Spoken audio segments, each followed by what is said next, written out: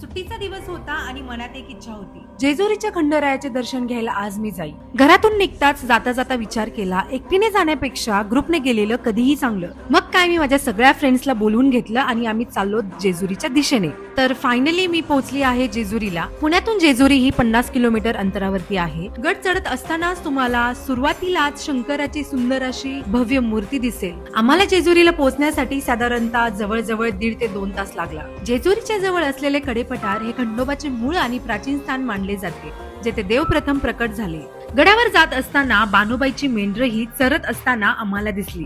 कडेपठार हे एका शांत आणि निसर्गरम्य परिसरात वसलेले असून जेजुरी गडाच्या मागच्या बाजूला डोंगराच्या एका टोकावर आहे. येथे खंडोबाने एकांतात राहून भक्तांच्या इच्छा पूर्ण केल्या असे मानले जाते, ज्यामुळे या जागेला देवस्थान म्हणून महत्त्व प्राप्त झाले आहे. कडेपठारावरती जात असताना तुम्हाला इथे अनेक जुनी मंदिरे दिसतील. गड चढत असताना मला आणि माझ्या मैत्रिणीला धाप लागत होता, कारण जेजुरीच्या गडावर प्रत्यक्ष चढण्यासाठी सुमारे 385 पायऱ्या आहेत. या पायऱ्या बनवण्यासाठी 9 लाख दगडांचा वापर केला गेला आहे. हे केवळ दगड मोजण्याची संख्या नसून भक्ती आणि श्रद्धेचे प्रतीक मानले जाते. जेजुरी शहराच्या दक्षिण दिशेला सपाटीपासून सुमारे 800 फूट उंचीवर जयाद्री डोंगर रांगेच्या माथ्यावर खंडरायाचे मूळ स्थान कडेपठार मंदिर आहे. येथे शंकर पार्वतीचे स्वयंभू लिंग असून मार्तंड भैरवाची मूर्ती उग्र रूपात दिसून येते. मंदिर दगडी बांधणीचे असून यावर कुठलीही शिलालेख अथवा शिल्पकाराचे नाव आढळून येत नाही. त्यामुळे हे मंदिर इतर सर्व पूर्व काळातील असावे असे अभ्यासकांचे मत आहे.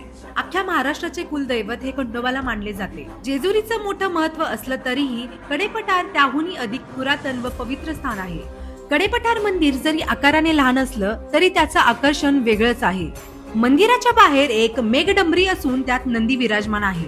मंदिराच्या गाभाऱ्यात खंडोबाची आसनस्थ मूर्ती आहे, ज्यामध्ये त्यांच्या हातात खड्ग, त्रिशूळ, डमरू आणि परशु अशी आयुधे दिसतात. गाभाऱ्याच्या दोन्ही बाजूंना मल्ल आणि मन यांची मुंडकी आहेत.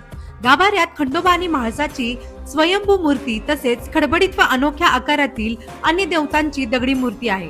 खंडोबा, ज्याला मल्हारी आणि म्हाळसा यांच्यासोबत ओळखलं जातं, त्यांच्या आराधनेत येळकोट येळकोट जय मल्हार असा गजर अनिवार्य असतो. जेजुरीच्या खंडोबाचे दर्शन घेताना खोबरं उधळून भक्त मोठ्या उत्साहाने चांग भलं म्हणतात. खंडोबाच्या भक्तांसाठी कडेपठार मंदिराचं दर्शन हा एक अनोखा अनुभव असतो. जेजुरीचं दर्शन घेतल्यानंतर कडेपठाराचं दर्शन आवश्यक करावं, कारण येथे खंडोबाचं मूळ स्थान आहे. मंदिराचं शांत आणि निसर्गरम्य वातावरण भक्तांना मनशांती प्रदान करतो आणि त्यांच्या श्रद्धेला नवीन उंची देतो. नवरात्री सुरू असल्यामुळे तुम्हाला इथे लोकांची गर्दी कमीच दिसेल.